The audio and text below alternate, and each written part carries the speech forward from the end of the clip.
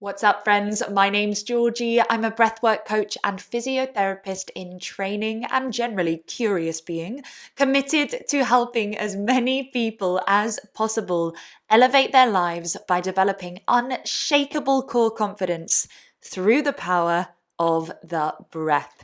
It is a pleasure and a joy, as always, to have you listening in to the Just Breathe podcast, where I'll be talking all things breathing to help empower you guys to use the power of your breath to harness your bodies and minds. So, how are you? How are you doing? Have you checked in with your breathing today? If you haven't, I would highly recommend taking a couple of silent, gentle, slow breaths in and out through your nose as you listen to the rest of this intro and the rest of this episode. If you're breathing through your nose lightly, silently, deeply, you're going to take so much more from the episode. You're going to absorb 10 times the information you would if you were breathing through your mouth, because you will be optimally coherent and open to receive the information, because your autonomic nervous system will be in a place of safety. Now, this brings me on to something that I'm so excited to share with you guys. When I was in Colombia, and anyone that is signed up to my newsletter will know that I've been traveling recently. I did my first ayahuasca ceremony. I went free diving, trekking in the mountains. I can't wait to share it all with you guys. So if you're not signed up to my newsletter yet, do sign up. I'll put the link in the show notes. I'll be sharing all my adventures on there and all the lessons I took from it that may be able to elevate your life in some way as well. But onto the thing that I am sharing. So when I was out there, myself and a fellow master instructor, Lucas Azorio, created the most wonderful self-paced online course all around the flow state, how to beat procrastination and to achieve that really deep, fulfilling work that's going to bring you the ultimate contentment that you're looking for. You see, when we're doing shallow work with sort of half in, half out a task, we make mistakes, we're not satisfied with what we've done and then deem it a waste of time. I don't know if you can relate to this. It can be so frustrating when, for example, even you're trying to read a book, and because you're not in a state of readiness to engage in a task because you're not present, you read the same page over and over and over again. It is so frustrating, and we've all been there, and we're not even to blame in this overstimulated world.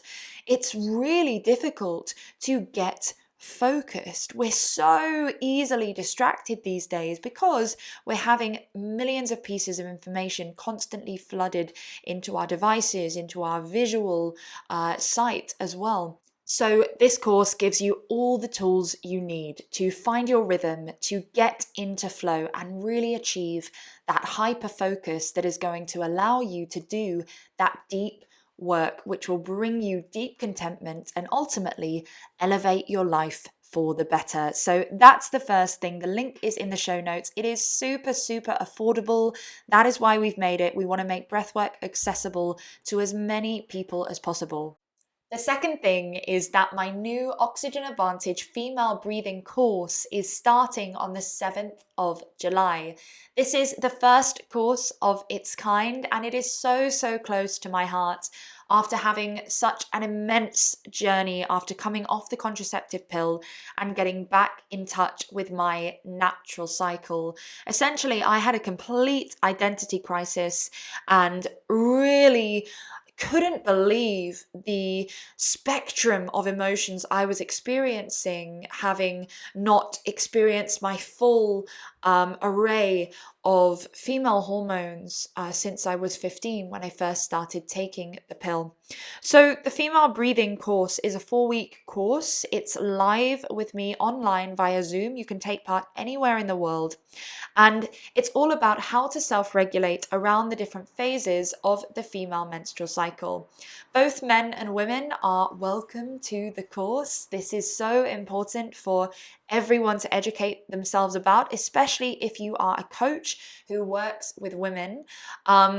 And we really, really dive deep into female physiology in regards to sports performance, in regards to pregnancy and how that can affect breathing, and so many other things. We look into productivity and how that can shift throughout the cycle, and how to self-regulate things like PMS, pelvic pain, how to deal with perhaps those more uncomfortable phases of the cycle, and how to really bring yourself back to a harmonious state of equilibrium, no matter where you are in the cycle. Ladies, we do not need to dread our periods. It can actually be an incredibly blissful and joyful time if you understand how to utilize your hormones as superpowers through the power of self-regulation. So the link to find out more is in the show notes. Do go and check it out. Watch the intro video. There's also a link to an hour-long webinar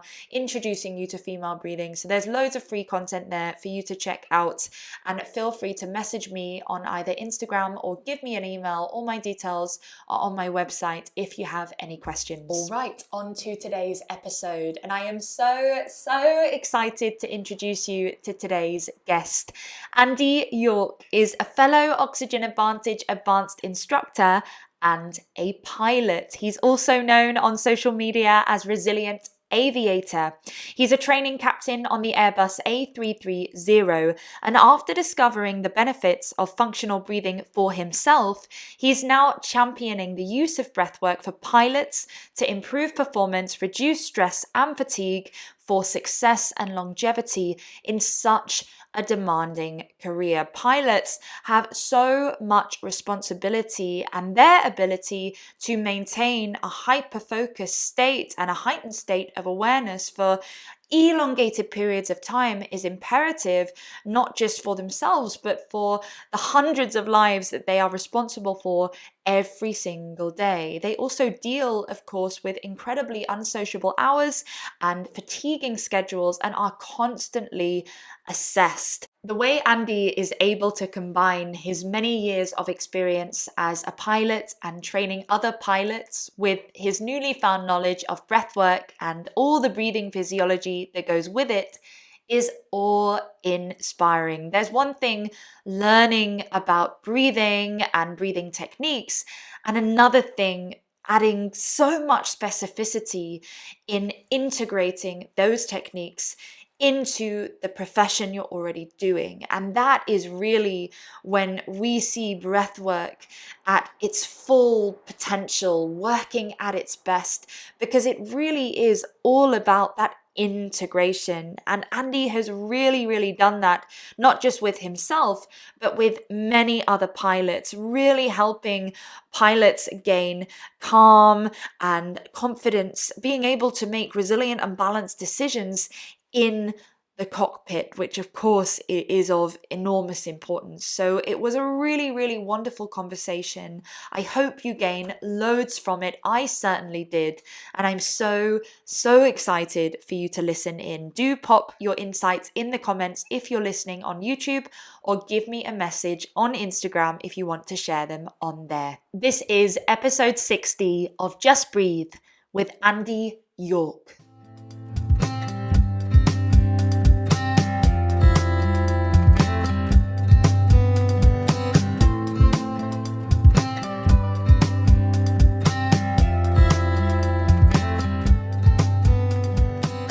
What's up, Andy? How's it going? Hey, Georgie. Yeah, great. How are you? Really good, thanks. It's awesome to have you on the podcast. Just before we were recording, I was actually telling Andy how much I loved his Instagram handle, which is Resilient Aviator, did you say? Yeah, thank you. Yeah, that's right. I absolutely love it. And which is perfect because you are a pilot, right, in the aviation industry. Yeah, that's right. So thanks for accepting me into your breathwork community and being able to come and talk to you about this. So I can talk about piloting, flying, and I can talk about breathing, which are two of my favorite things. And that there is a common joke about pilots in the aviation industry where, how do you know if you've just met a pilot? Well, they will have already told you they're a pilot. Oh, okay. So it's a big thing. Nice. Yeah, and there's a general feeling that pilots like talking about themselves. Oh, well, this should be a really easy conversation then. Perfect. Yeah. I mean, I must say, I find the aviation industry in general absolutely fascinating in terms of the responsibility you guys have, you know, to have 200-300 people. Of course, it depends, you know, which part of the aviation industry, but we're just talking in general, you know, on say a commercial flight, to have that many people sat behind you and you're completely solely responsible for this enormous piece of metal. It is just incredibly fascinating to me. You know, always that moment when you're landing, and I always feel a bit nervous when we come to land, of like, I'm waiting for the bump, and but to actually be driving it, I can't even imagine the pressure that you're under. Yeah, that's it. It is really high responsibility, and that's some of the stuff that I've really drilled down into with breath work and how it can help pilots. So I'm an Oxygen Advanced instructor. I'm also involved I'm a first aider for mental health, and I'm married to a yoga teacher. I've got 2 little kids, and I'm a full-time pilot as well. So I've, like the jokes earlier aside, I've deliberately leave that to last, because I think it's good to not have your whole identity hung on being a pilot, especially over the last couple of years with the pandemic. People in the aviation industry, pilots, and a lot of other people, they've had their like mental fitness really sort of battered by everything that's happened. This is another one of the problems of pilots and other people. I don't want to generalize. I don't want to be too specific about pilots and alienate other people. It's also applicable to anyone who's in a high stress, like demanding role. And there's a lot of other similar jobs. As we see things getting back on the feet now, airlines are businesses. They're not providing a public service, so they're trying to get their back on the feet, get profits back, and that means that pilots now are working, and other people in the aviation industry working harder than ever before, and just trying to get things up and running again. So what I would say is book those holidays, buy the plane tickets, go for those face-to-face meetings where you can shake people's hands and look them in the eye, and travel the world and be nice to airline and airport staff, because everyone's trying the best. Yeah, completely. Gosh, I didn't think about that actually, how they must be under so much strain, because it is a business and trying to get everything up and running, as so many of us have. I want to backtrack a little bit, because I know we're going to talk a lot about keeping cool under pressure and stress resilience and hyper focus and again, that's what fascinates me about pilots, is it's not just hyper focus, it's hyper focus for extremely extended periods of time. I know we're going to get onto all these topics, but first I just want to backtrack a bit and just hear a bit more about, how did you find the oxygen advantage? What drew you to the breath, and what kind of effect did it have on your life as such? Like you said, you're not defined by just being a pilot. So how did you find the breath, and what kind of journey did you go on with it? Yeah, so it was through podcasts, actually, through David Jackson, Jacko, who we both know, his School of Calisthenics podcast. I listened to that, and I heard a bit about Patrick McCown and an interview with him and what he was talking about. And it was quite a few years ago, and I was listening to these sort of concepts and thinking, I don't think I've really got this together. There's a lot of parts of my life that I'm happy with, but there's other bits that I struggle quite a bit. And maybe this is one of those missing pieces. And over the next few years, I didn't really have anyone to guide me with it initially. Over the first few years, I just spent a lot of time really looking into it and trying to examine my own breathing and assess it. And it was fairly dysfunctional. And then when I really got into it, it seemed like everything just came together, that fixing my breathing and optimizing that then meant I had more capacity in the rest of my life and my work, crucially. Wow. So I fly the Airbus A330, which is it's a wide body airline. It's typically used for long haul or medium haul, and I'm a training captain on that as well. So the newer pilots who are new to the fleet, they'll do a series of simulators they'll learn how to fly the aircraft, and then they'll do a couple of takeoffs and landings, then they'll come onto the line, and I'm involved in then teaching them how we operate that day to day and how we deal with all the other distractions, dealing with passengers or, loading problems or airport difficulties or different airfields.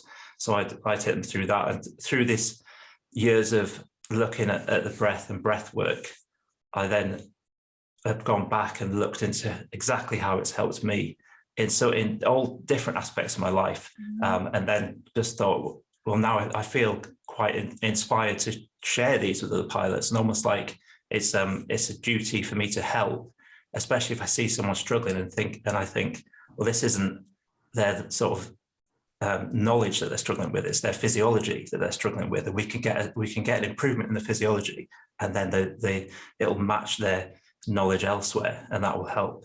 Yeah. So particularly in the training world and development of pilots that I'm part of, I feel like I can really help people with breath work as well as instructing in those mechanical and procedural aspects of flying. Wow, that's fascinating, because it really actually reminds me of when I was at theatre school, because I used to be in the musical theatre industry, and it was the same with me. I practice and practice and practice to the point where I technically on paper got the skills as best as I possibly could, but I was crippled with anxiety in some performing situations, and I had no idea that if I just knew some simple self-regulation techniques and knew how to optimize my breathing the other 23 hours of the day, or whenever I wasn't training in kind of that more athletic sense of dancing, singing, whatever I was doing, then I actually would have had a much easier ride. But I never even considered it was my own physiology, and it is a performance when a pilot is they are performing their job, to a degree. I cannot even imagine. I told you before we started recording, I've just got a new car and just got my driving license, and going in my car for my first time was absolutely terrifying. So landing a plane for the first time, I mean, for those trainees, how daunting is that experience? Because you can do all the stimulators you like, right? But there has to be a time when you actually have to get in the real plane and land it. Yeah, absolutely. Yeah. And the two things that you mentioned there that I picked up on are when you're talking about how much work you can put into this, how much you can put into revising something or memorizing something. And I've spent hours and hours doing that. But actually, you could work elsewhere on your nervous system, you could work on your breathing, and if you have got an autonomic nervous system where you're marginally living in a stress state, in that sympathetic fight or flight, you can't learn in that position. You can't memorize things. Your short-term memory goes, and your cognitive function declines. So that was one thing that I picked up from that. And the other part that you mentioned was over anxiety, and this is certainly one of the problems that I see that pilots have, and of course many other people in all areas of society. Anxiety is an issue. Pilots are busy. We have issues with sleep. There's frequent circadian rhythm disruptions. We get the best window seat on the jet, but access to good quality sunlight and fresh air can be limited. The nutrition is pretty dire, to be honest, when you're flying. I can talk more about that later. And it's really fatiguing. Roster, the routine could be really fatiguing. It could be repetitive, or it could just be very intense. And there's a lot of sitting with that. Those are just the physical problems that pilots have. But the physical problems and the cognitive and mental problems all come together, and they can accumulate. So we mentioned a little bit earlier, but the other cognitive aspects of the job are how much high stress it is, how much responsibility and under demand. You are, as a pilot, you are constantly assessed, and that's rightly so, because we want pilots to be safe. But with that assessment becomes a need to perform at any moment. And the sort of emergencies or disruptions that pilots can deal with range from some sort of rapid catastrophic failure, which thankfully doesn't happen very often. And those can require some immediate actions from memory, or it could be a couple of multiple failures that combine and you need to put more thought into it, or it could just be a little distraction that just saps your mental capacity. and serves to overload you gradually. So these are some of the problems. But on top of all that, as an aircraft captain, you are in charge of the aircraft, like you said earlier. You're leading a crew, and you're responsible for the safety, but you're also interacting with the company, with like airport staff, ground handlers, the engineers, even like catering people, and then there's cabin crew, passengers.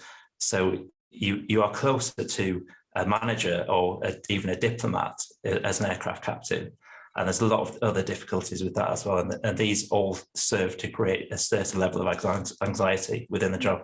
Yeah, of course. I mean, it's almost like you have to be a catastrophizer, because you have to consider every single possibility. But at the same time, as we know from learning the physiological aspect of the oxygen advantage, that if you are constantly in an adrenalized state of fight or flight, you're not only not using oxygen efficiently and etc. You're not using your energy in an efficient way.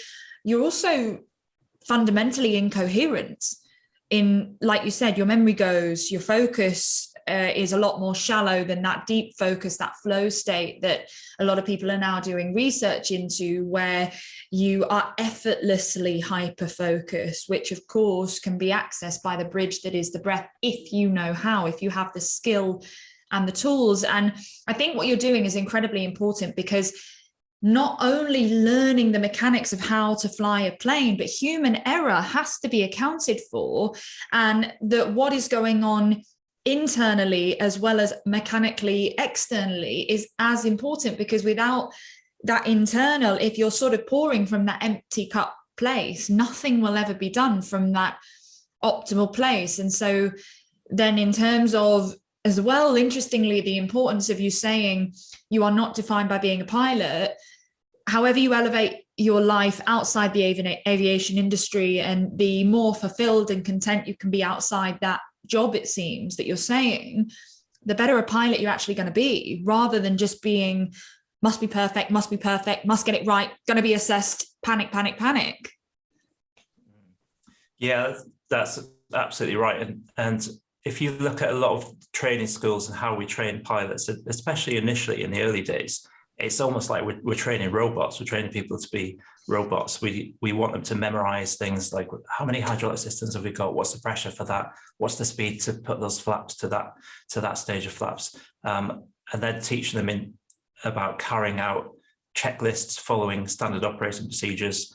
But when we have problems, when we have a complex issue, what we really want is humans that can apply a load of thought to it. And we need someone who's in charge of their physiology, who's got that awareness of their mental state and is in control of it, so that they can take a step back, see the big picture, have an appropriate and productive discussion with the other pilot, and then evaluating all factors, be able to respond calmly with the correct decision, and then remain confident and in control as that develops, to reevaluate it if necessary, which often happens.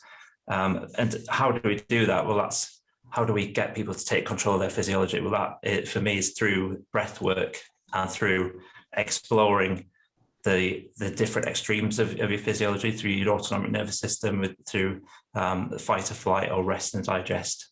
And if necessary, through breath work, you can take it to those extremes and experience it in a safe environment. But I find that most people actually, they just need to work on the parasympathetic, because they're often living in the sympathetic a lot. And by working on the parasympathetic, I can show someone how you can get really deeply into rest, which helps you sleep, how you can switch your nervous system to be calm in a stressful situation, and how to just perform better as a pilot and in the rest of your life as well. Yeah, completely. Because that's a catch-22, isn't it? Where if you're not getting adequate sleep because of jet lag, that's then going to disrupt your focus. And a lot of people think that the adrenaline and all the cortisol is actually very good for hyperfocus. And I suppose in terms of alertness, it might be a good thing, but actually the literature is showing that in order to really access a hyper-focused state that can be sustained, we actually need to be, as you say, in this more parasympathetic dominant state. That's even when the pupils constrict and you're able to be completely free and absorb, but in a calm and coherent, balanced manner. And you know, it really is mind-blowing, actually, that it's taken this long for breathwork to make it into industries like the military, like the aviation industry, all these different places where breathwork is now being very recognized as just another skill. Did you find any kind of backlash, especially as, you know, I know aviation is quite male dominated in terms of, oh, you know, this is yoga, this is for hippies or anything like that. Did you get any of that kind of assumption at first? Not so much a backlash. I find that younger people get into the aviation is something that they're a lot more aware of and they're more interested in it. We have, over the last few decades, there's been a lot of human factors and crew resource management training in aviation, and that is about your attention, about any sort of decisions that you make, any biases on the decisions. Things like confirmation bias, and then crew resource management is looking at how you react with other people. But a lot of that, as I see it, is very much dealing with it externally and how you talk to other people, or there's very little that looks at, if something happens, look inside yourself and think, am I in the right frame of mind to dive into a really complex problem solving exercise here, which happens very often. Talking about the parasympathetic and sympathetic as well, I'm not saying that it's a bad thing to be sympathetic sometimes, and to be like, there is a time and place to be in that sort of ramped up, motivated, like energized states, and some people need a little bit more of that, and that's a beauty of breath work, is that you might have someone who's just too calm and relaxed all the time, and they never really get to that. And you're like, oh, come on, you need to sort of develop a bit of urgency. Well, how do we tell people to develop a bit of urgency? We can ask them to assess the physiology and see how they're reacting. So there is a time and place for it, but it's very rarely when you're at the controls of 200 tons of combined metal, people, bags, and fuel. Yeah, completely. And it's interesting there, you've mentioned a few times communication, and it must be something that is vital when flying something, you know, like that, flying a commercial airline or a busy flight, that you never fly that plane, or I assume you don't generally fly a plane alone, that you are working, you have a co-pilot, you're working with other people, you're constantly communicating with the airport, there's traffic control, etc. And so it's a big communication game. And so even, and it's really interesting that obviously communication, we know, is a lot more than just words, that really the words themselves make up around, what is it, 8% or something? I can't remember the exact percentage, but actually the way and the how of how you communicate, however bland and mundane it is, the words you're trying to communicate, how that actually comes across is going to largely affect the entire operation. And of course, if you're adrenalized and stressed, then that energy is going to come off onto your co-pilot, potentially the rest of your team, which is going to then affect the entire operation of the airline, I suppose. How important is communication in flying, but also in training people, I suppose, and how you nurture those young pilots to actually be prepared for such a pressured career? Yeah, the communication side of it is very interesting. We could talk for easily an hour about that. I bet. Yeah, but I have spent a long time trying to, what you're talking about there, where your sort of energy, as if you've got two pilots there, if one of those pilots has got a particular sort of energy, how much that rubs off on the other pilot. And I really can't find any solid studies on it, but we just know it's a thing, don't we? Just from our personal experience, we know it's a thing. One of the things that I teach pilots to do through the breath work is based around the briefing style that we do. And this also feeds into, if you're being assessed as a pilot, pilots can all do a pilot's job, that you wouldn't be there if you couldn't do a pilot's job. So when you're being assessed, what are they assessing, and how much of the evaluator is subconsciously assessing your performance as a pilot based on how calm you are or how that communication comes across, and might not even be listening to what you're saying. They just think, oh, he looks like he's collected, he's got it together.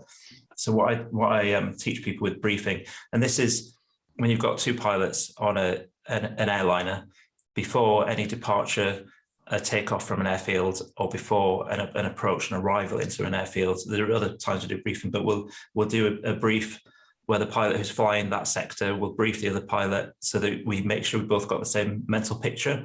So we know that we both know what's happening, and we'll also identify what sort of threats might happen. So we're looking ahead. So we've identified them, and we've got a plan for what to do if that happens, what sort of errors might be introduced on that day, what sort of differences there are for that particular flight. And so you can see how important this brief is. What I see quite a lot with some pilots is that they'll have all this stuff in the head, and it's all collected, they're ready to go, and then they get ready to brief. And then they do this, they take a deep breath in, they think it's deep and they think it's ready, but it's through the mouth, it's not with the diaphragm, it's into the top of the chest. You see that it's like secondary breathing muscles lifting. And then they start talking and talk really fast, and then they get to the end of the breath and then take another breath in. And you can almost hear this, I mean, some people, this like sucking as they're trying to breathe as quickly as they can, and just get all this, just rattle off all this brief. What happens with that is, in even just a mildly stressful scenario, which is really common when you've got company pressures, like commercial pressures, you've got to get these passengers away on time. You might have a time limit from air traffic control. That's for a departure brief. For an arrival brief, you might, for the approach into the airfields, you're already airborne. So you're in that environment, the radios might be noisy. So you're in a mildly stressful situation there. And then by doing a few of those short, shallow mouth breaths, that's all it takes to just nudge you into that fight or flight. Yeah. And that's where people start tripping over their words. They forget what they were supposed to say. They say it in the wrong order. A good example of this, which most people are familiar with, is if you're having an argument with someone. I'm not saying I regularly have arguments with people, but everyone will know how you might have a disagreement, and then it's only afterwards, when you're away from that situation, you think, oh, why didn't I say that? I should have said that. And, all I had to do was explain it this way, and I would have just diffused the whole situation. And that's because that sympathetic state is activated, and you can't think. Your mental clarity goes, your short-term memory goes, and you wonder how much of an effective brief or communication you can have if you even just marginally in that state. Yeah. So what I encourage pilots to do is to get all the stops collected while they're doing some slow breathing. And as you will know, the cadence of the breathing is just a very tiny aspect of it, but it is really powerful. Yeah. So we take some slow breaths through the nose while you're collecting all your thoughts. That's allowing oxygenation of the brain, which helps you with your cognition. And then before you get ready to speak, take a slow breath through your nose with the diaphragm, get that nitric oxide in, which then helps the ventilation, perfusion, get the air into the lower lobes of your lungs. Then start speaking. And when you get to the end of a breath, take another slow breath in through your nose and continue talking on the out breaths, and to feed that in as well. So we make our briefs interactive. So we want to ask the other pilot questions just to make sure that at this stage he's expecting the same thing we are. So when you get to that point, we need to ask a question, then take another slow breath in through your nose.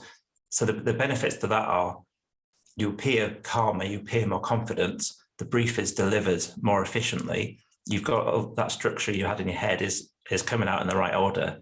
And by breathing slowly through your nose, you are then better able to listen to the other pilot's responses. So overall, it's a much more effective method of communication. Yeah. And God, so many points there that really piqued my interest. I mean, the first one actually is, I know my female breathing course I was teaching, it came up that hyperventilation actually can largely affect motor control in a really negative way, in that, of course, not only does the pilot need to be in cognitive coherence, they also need to use their hands, physically in a very efficient and specific way. You can't press the wrong button, as basic as that makes me sound. But, you know, that's my my knowledge of a cockpit is don't press the red button, you know. But there's that came to mind, which is really interesting, as well as the communication. And the other thing is something that I, with my clients, call core confidence. And it almost sounds like what you were teaching these new pilots. And what I pose to my clients that I do breathing with in group or one-to-one is that what is true freedom? And really, it's freedom from your external circumstances. Can you be completely confident, completely at one and present with whatever it is you need to do in that moment? And, you know, maybe we'll say to elevate your life, but in this instance, it really is a task, regardless of what is going on around you. And I almost call it, you know, could you dance through the hurricane? Could you dance through the chaos rather than be hit by everything within that hurricane to the point where, you know, you get swept up by it yourself? And it's this kind of analogy that's really resonating when I hear you speaking, but in such an actual vital sense with pilots and anyone, pilots, military, anyone in an area of responsibility, police force, etc., anyone that is dealing with other people's lives and you know, well-being, is when you have that ultimate responsibility, it almost should be, do you agree, part of the job description that your personal development is just as important as your pilot training, you know? Yeah, that's it. And like you're saying with your breath work, the beauty of breath work is that it empowers people to have control over themselves, and that is a tool that they know they have, and that in itself reduces anxiety and increases confidence over the job. And as I was like looking through Patrick McKeown's books, all the great stuff he's written, Atomic Focus as well is the most recent one, and that was looking at more cognitive abilities. But the more I go into it, there's too many things to list, which is where it could help pilots or other people in similar jobs. I was looking at as well at the diaphragm, because the diaphragm. So people will talk about breath work, and I'm wary about people who are talking about breath work, but they're only talking about something like heart rate variability, and they're just talking about they're just talking about one tiny aspect, so like the cadence of breathing, when there's so many other aspects. So if we think about our diaphragm, it's connected fascially so as it's connected to your hips, your spine, your pelvis. And we know that injury or tightness in one part of the body will then have a knock-on effect, and it will cause a problem upstream or downstream in another part of the body. And like any muscle, the diaphragm can get restricted or tight, but might not have a full range of motion. And then that will affect another part of your body. And how many people who sit for a long time, like pilots, bus drivers, lorry drivers, how many have sore lower backs and they've got niggles and they've got problems with the backs? And that's one part of it where diaphragm function can fix it. As well, if we look at the core muscles, what we talk about as the core muscles, people think, oh, it's just the front abs, isn't it? But it's like a 3D box with to simplify it, you've got abs and oblique side abs on the sides, you've got lower back muscles at the back, you've got your diaphragm at the top, and then the pelvic floor's at the bottom. So you've got a 3D box there. And if you think, oh, people are more than happy to go into the gym and work their biceps, but how many people, even runners or like endurance athletes, how many of those are really thinking about the diaphragm?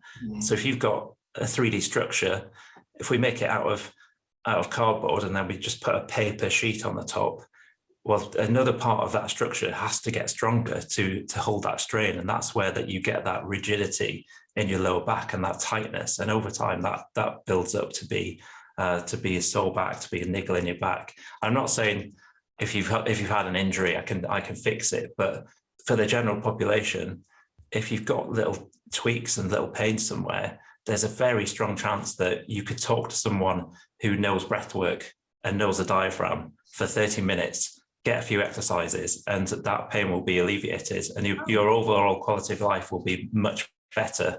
And then you're not dealing with those sort of pains when you're trying to do your job. Yeah, of course. And, it all goes full circle, doesn't it? Because bodily tension is going to restrict blood flow, and restricted blood flow is going to restrict oxygen delivery to vital organs, including the brain, which is then going to affect your cognitive function. And so it's all, interesting things of if even, there's a pilot that is completely against yoga for whatever reason. It's like, what about a couple functional stretches, just a bit of functional movement, even 5 minutes of just a little bit of opening of the ribs, a little bit of opening of the shoulders, some posture work perhaps whilst you're sitting and flying that plane can make the most enormous difference, like you say, to so many pilots' quality of life. And for some reason it popped into my mind when you're talking about the intricacy and the focus required, that I don't think being a pilot is that far from being a brain surgeon. That's what popped into my head anyway.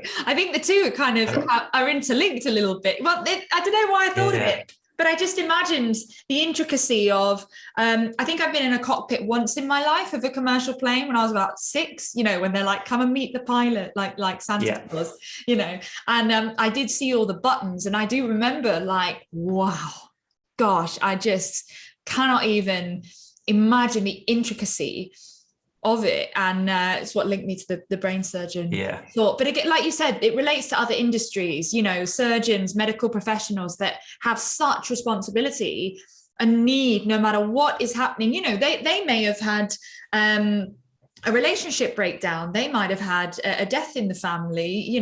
Pilots aren't immune from that stuff, and they're completely human. And again, it's that emotional intelligence and resilience of, can you utilize techniques, simple integratable techniques that allow you to detach for a moment and come back to presence regardless of what's going on in your personal circumstances, which must be vitally important, because you guys aren't immune from family things and in personal stuff, are you? Yeah, and this is why I didn't want to just be a generic sort of breathwork instructor. I thought, hang on, I can combine my areas of expertise here to really pinpoint exactly what pilots need. But no, pilots aren't immune to other problems. And this is a lot of the people that I work with. And I do, when you're talking about the diaphragm exercise, I do get some really good buy-in on those exercises with pilots, because they'd like to see something that's practical, that's functional. But even if we are looking at the diaphragm's range of motion and maybe loosening it off and strengthening it, that isn't just going into functional movement, that's into your postural stability when you're sitting. But a lot of the people that I deal with, it must just be the industry. They're that sort of type A personality where they're really like driven, motivated, they're competitive, they're perfectionists. We're always trying to be busy doing stuff. And that is fine when you're in 20s, and people like that do really well when they're in 20s. But as you get older and the other life stresses come in, as well as the job stresses like family and kids and other worries, then that's what these people keep going at the same rate. They're not looking at their bodies and their physiology, and that's what leads to burnout. It does lead to health problems, mental fitness problems. So one thing that I look at is, well, let's ensure your longevity in this job. Let's make sure you can be successful in this career for as long as you want to be. Yeah, completely. And pilots as well, with those life stresses that are sort of inevitable for all of us, they have a few other things working against them. Of course, that if they're in a different country every other week, they've got that jet lag, they've got that that sort of increased need for resilience. And almost, talking about the BOLT score, which if anyone's read The Oxygen Advantage will know, it's body oxygen level test, which is a test of your carbon dioxide tolerance and sensitivity. And that if you can start with, say, a high BOLT score, if you get knocked down a peg or two, then at least you're still at sort of a medium, rather than starting at a low BOLT score and starting at sort of a weak, almost burnt out place. Like you said earlier on in the podcast, that it would only take one little thing to completely knock you way out, and then you're in trouble. You're in the danger zone, Yeah, and the BOLT score is really important because it's all part of that awareness, which it is the real freedom that you can then go forward in your life, and that you're aware of where your body is. And I mean, you can get heart rate variability monitors. There's loads off the shelf. Most people have got fitness trackers, but if you can get to that position where you can sense, oh, my heart rate's a little bit all over the place, it's a bit higher, my breathing rate's a bit higher than I'm used to, I'm struggling to breathe through my nose a bit more than I usually do, then now you've got that feedback from your body to be able to you can then mitigate that through the day by refocusing your efforts on different areas. And the BOLT score as well is measuring your sensitivity to carbon dioxide, or will you just say tolerance to carbon dioxide? Because a lot of pilots are sort of people where they don't want to be told they're sensitive to something. They want a tolerance to something that they can work on. The higher your tolerance to carbon dioxide, the more carbon dioxide you've got in your body, and then that is what is telling the hemoglobin to release that oxygen that you've gone through a couple of stages to get that oxygen into your body. Now you need that carbon dioxide to tell the oxygen to release into your cells, and that's cells, vessels, and your brain. And it doesn't take a brain scientist or a rocket surgeon to know how important that is. Yeah, vitally important. And the crazy thing is that, it's so simple as well. And for some people, it's almost too simple. They learn such complex things. And I'm sure this happens in aviation and brain surgery as well, while we're on the topic, that such intricate academics and I'm sure there's a lot of physics in aviation, etc., that you learn all this intricate stuff, and then to be told, like, well, could you just make your breathing a bit lighter or hold your breath for 5 seconds at the end of an exhale? You almost at first, and I went through this at first, don't believe it will make a difference, because you're like, doesn't it need to be a bit more complex than that, to actually have an effect? And I think the beauty of this is that no, it doesn't. You can integrate it into everything you're already doing. And the beauty of your work as well, that you are not trying to flip the aviation industry on its head. You're simply saying, could we integrate this into the current training to elevate those trainees and current pilots' mental, physical health, both on and off the plane, Yeah, that's it. And there are, in aviation, people are trying to look at some of this. And I know with some airlines like British Airways will talk about caging the chimp. If there's something that startles you or some emergency, they'll talk about it. And that's the Dr. Steve Peters, the Chimp Paradox, which aviation seems to have really latched onto. And the short version of that is that it's your mind working to understand and manage emotions and thoughts. And there's a monkey part of your mind that is quite ancestrally driven. And those are two major colliding powers. And then it's using your own head to work out how you can manage that to communicate both internally and externally. And you've got you might have a chimp talking to a chimp isn't going to work. A human talking to a chimp isn't going to work. So you want a human-human communication. But a lot of this that's thinking about it, and that's through your mind. But does the mind control your autonomic nervous system, or does your autonomic nervous system control the mind? I think it's the latter. Yeah. And another thing with these sort of these are really good theories, and it's really good to have an easy sort of framework in psychology to look at this. But when these came out, they were saying, well, we were working at 85% before, now we can get to 100%. But maybe now what we think is 100% is actually still only 85%. And this is the next step to get to that 100% until we find the next thing anyway that can then get another 15%. Yeah, completely. And, when I hear as well, in any industry I'm working with, is that when I do hear about these theories like the Chimp Paradox and everything else, they're absolutely brilliant theories, but they're missing a step, because you wouldn't build a house on a puddle, is the analogy I always love. It will just sink, And if you just go ahead and build the house, for example, apply all of the Chimp Paradox, but your breathing habitually is still dysfunctional. It's called autonomic nervous system for a reason, that it is largely unconscious. And yes, we can develop dual control, but as we go through the day, it's not possible to have an awareness 100 billion% of the time of what your autonomic nervous system is doing. You'd never get anything done. That's why monks go and live in the mountains, and just focus on that. And that's incredible, but it's not how we live in the Western world. And so it's almost like if you could optimize your habitual everyday breathing 24 hours a day, and then apply the concepts of the Chimp Paradox, then you can use them to your full advantage. But otherwise, it's a little bit like, again, going to the gym or something and lifting the heaviest weight you can find, but without actually understanding any kind of technique, how to breathe to support your body. What you're going to do, injure yourself, intra-abdominal pressure. What's really interesting about these sort of theories, they are really good, and it's all about marginal gains, just getting a couple of extra %. But if you are working at these marginal gains all the time, but then you have a couple of really busy, stressful days, you have some anxiety ridden nights where you have a couple of nights of bad sleep, well then there's a good chance that one day soon you won't be able to fly at all. And now you've gone from trying to get from 95% up to 100% down to 0% because you can't operate. And there's a lot of people looking into this for elite athletes and in professional sports, where it's athlete availability.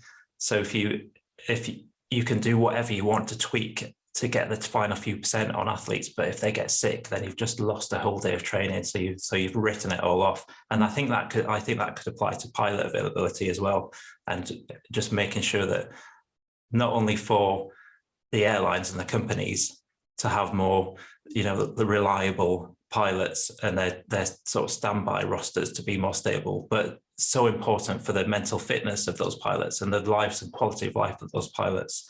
Another thing I also talk about is I try and reframe mental health as mental fitness, because in the same way people don't like to be told you're sensitive to carbon dioxide, we want to talk about your tolerance to carbon dioxide. Let's increase your tolerance to carbon dioxide.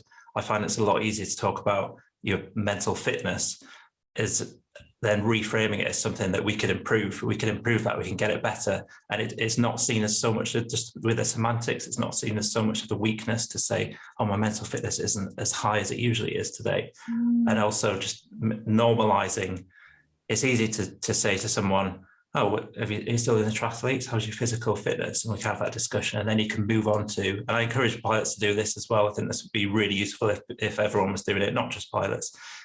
Move from physical fitness to say, how's your mental fitness now? How are you feeling? How do you find that is?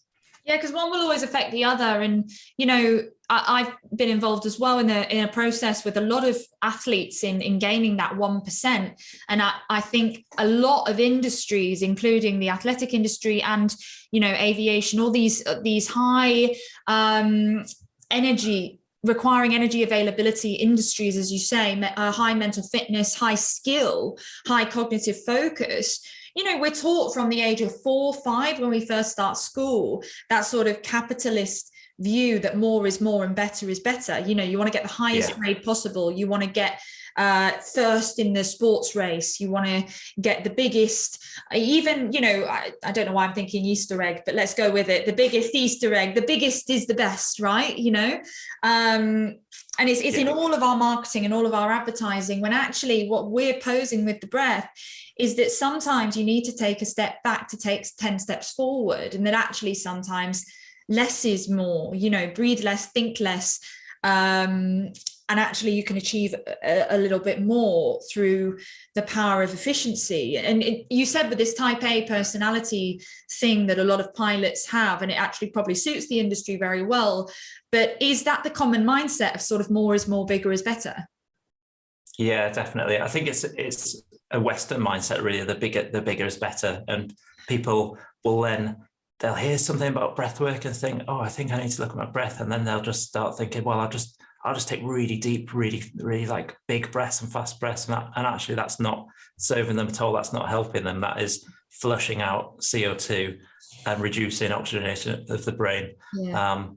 Tension. And I know you've talked about Wim Hof method a few times, but that is really popular and that's really good. But I would just say, because I do have a lot of clients mention Wim Hof to me, I usually say, yes, Wim Hof would be great, but let's not go into Wim Hof unless you are looking at how you breathe for the other 23 and a half hours of the day. Yeah, again, I see Wim Hof as well as getting on a treadmill. It's a similar concept in terms of Wim Hof is an exercise that is incredibly beneficial, but not many people consider where they're starting from. They just go and do the exercise. And I try and use the example of like, let's use an airline as an example, that you wouldn't buy a flight ticket without knowing your original destination, and then where, your departure destination, your arrival destination, and your health is no different. That if you don't know where you're taking off from, how on earth can you know even what direction, where to go? You're just sort of winging it. Oh, I've got all the jokes today, but you're just sort of winging it, literally.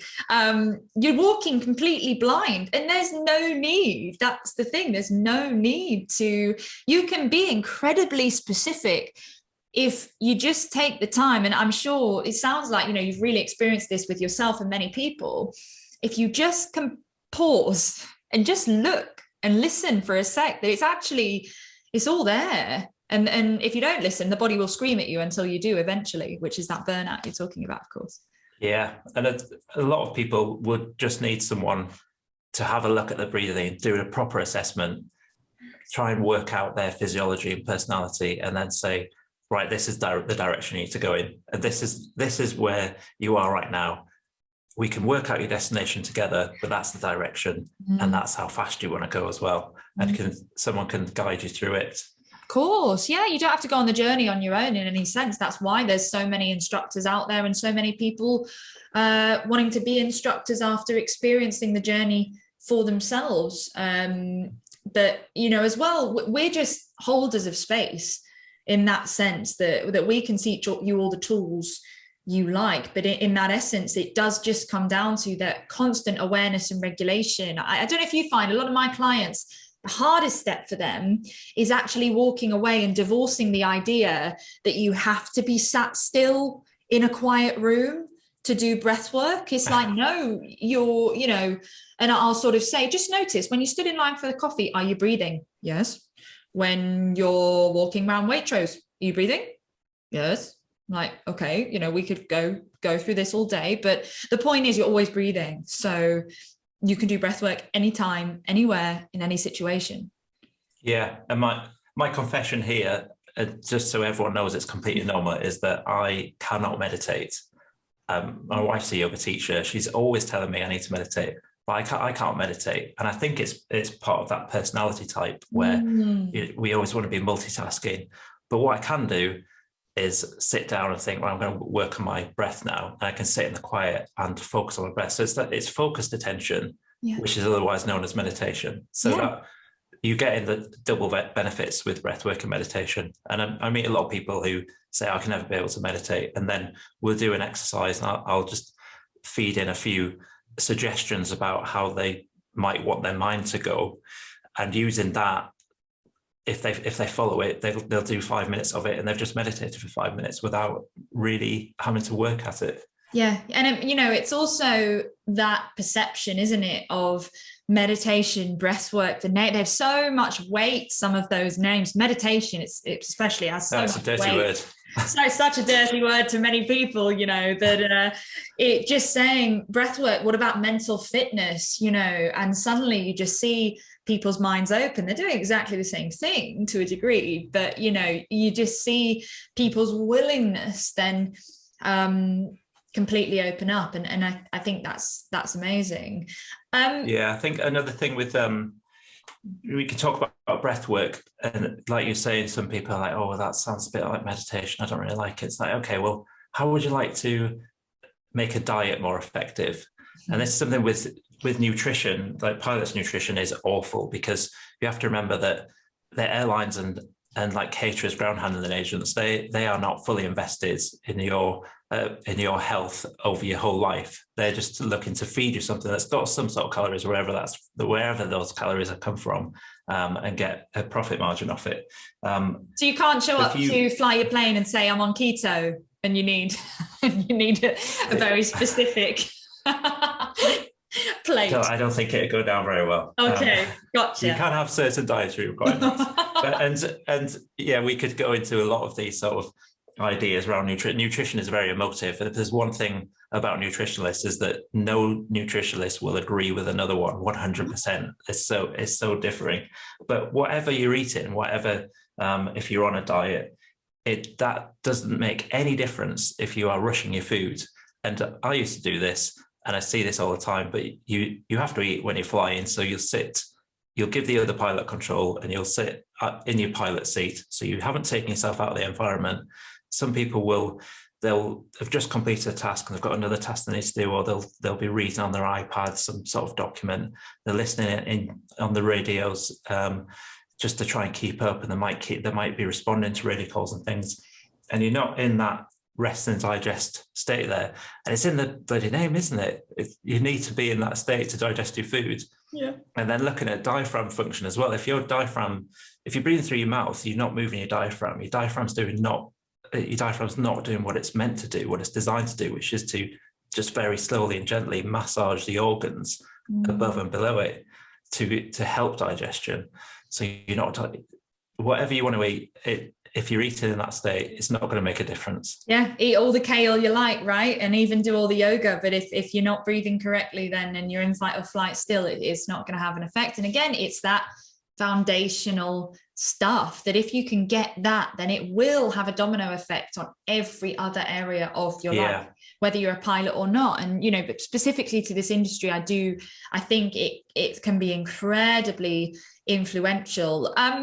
Maybe a bit random, but do you get many female pilots? What's kind of the ratio in terms of, I assume it's quite male dominated, but maybe I'm wrong. Do you get many females in the industry? Yeah, there are female pilots. I wouldn't be able to guess at a ratio. It is quite small. There's more and more all the time. I think younger girls are more interested in being pilots now than there were some years ago, and there's fewer barriers out there.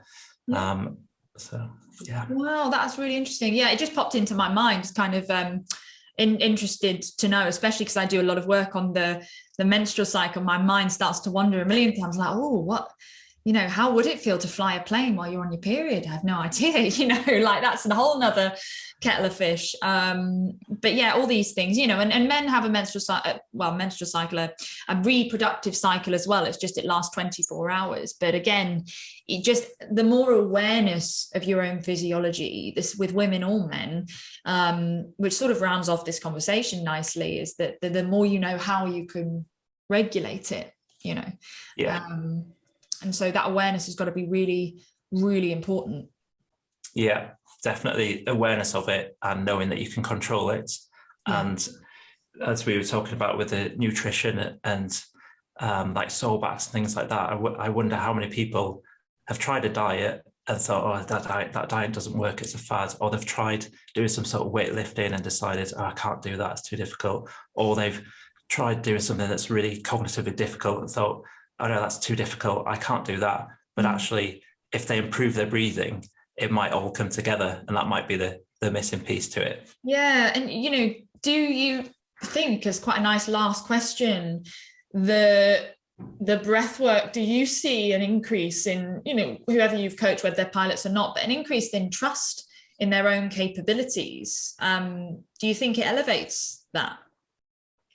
Yeah, it's that feeling empowered, feeling like you've got tools that you can use, feeling more in control, and that all translates into confidence. Yeah. And if you've got confidence, you can do anything, can't you? Absolutely. And, you know, we're not talking here about the cocky sort of look at me confidence, more actually a deeper confidence where you just know, no matter what, even if, you know, something comes crumbling down in front of me, I've got this. I can handle anything. And what a mindset to be able to give to someone that has to do something like take off and land a plane, you know, incredible. Absolutely. And everything in between. And just about everything in between, which, you know, I cannot even begin to imagine. But it's been awesome to chat. Is there anything else you want to touch upon before we close out? No, we've covered a lot there. Yeah, we've gone deep. Yeah, we have gone deep. It's been good.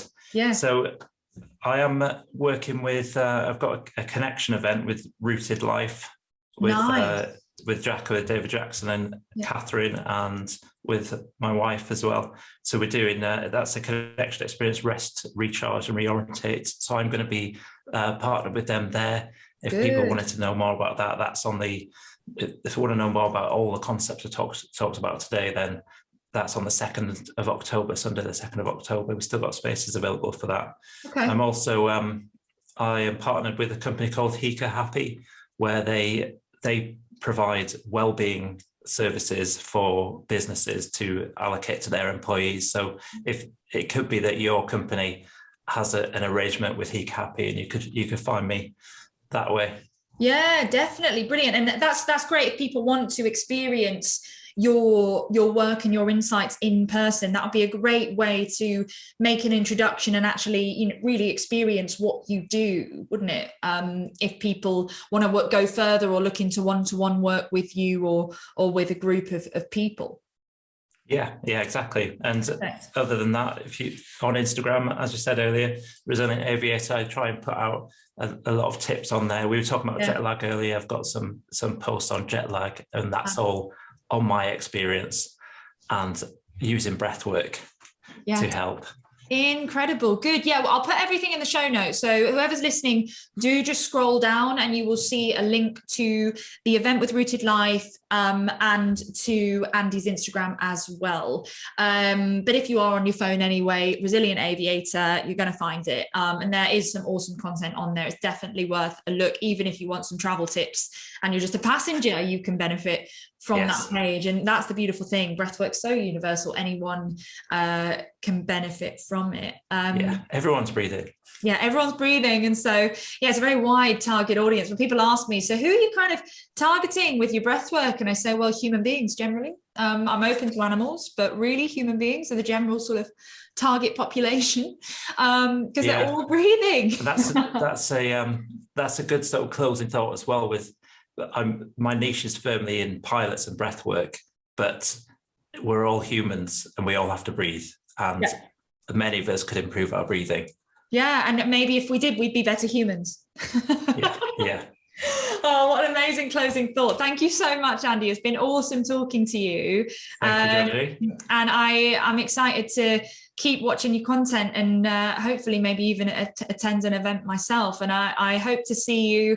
I think this is only the beginning for you. I mean, I don't want to, put anything out there, but I can see a book on the horizon, a pilot's workshop, many a thing. And I'm excited. I'm excited to see, what this evolves into for the aviation industry, because I think it's going to be awesome. Yeah, thank you so much, Georgie. It's been great chatting to you.